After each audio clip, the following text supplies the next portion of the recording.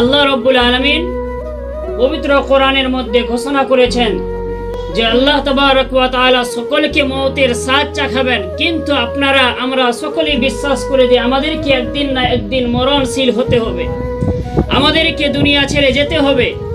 সকলেই অবগত আছেন যে দুনিয়া ছেড়ে যেতে হবে।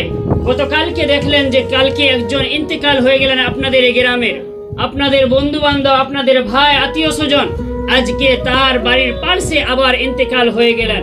বেরাদার, এইরকম ভাবে আপনারও একদিন এইরকম ভাবে চারপাইয়েতে আপনাকে শুয়ে নিয়ে আসবেন, সেই জায়গায় জানাজা হবে, সেই জায়গায় মাটি হবে আপনারও, সেই রকম ভাবে চারজন আত্মীয় স্বজন এসে আপনারও মাটি দিবে।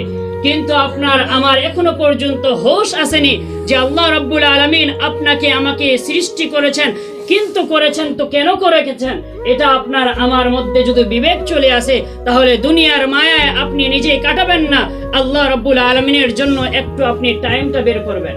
24 ঘন্টা পার করছেন আপনি, আল্লাহর রহমতের মধ্যে থাকছেন, কিন্তু আল্লাহর রহমতের মধ্যে থাকা সত্ত্বেও আল্লাহ রাব্বুল আলামিনকে খুশি করার জন্য আপনার আমার কাছে কিছুই নাই। দোকানে বসলাম, ওর মধ্যে বিবাদ সৃষ্টি করলাম, একে ওকে আমরা টনক দিয়ে কথা বললাম, ওর আমরা সমালোচনা করলাম, কিন্তু আল্লাহর জিকির ছেড়ে, আল্লাহর মসজিদ ছেড়ে আমরা নিজের জিন্দেগিটাকে দোকানে পাসারে এখানে ওখানে মাঠে আমরা বিহায়া হয়ে কাটিয়ে দিচ্ছেন জিন্দেগিটাকে। আমরা সকলে মিলে যদি আল্লাহর ঘরগুলোকে আমরা হেফাজত করি, আজ আপনার আমার আল্লাহর ঘরগুলো আপনার জন্য আমার জন্য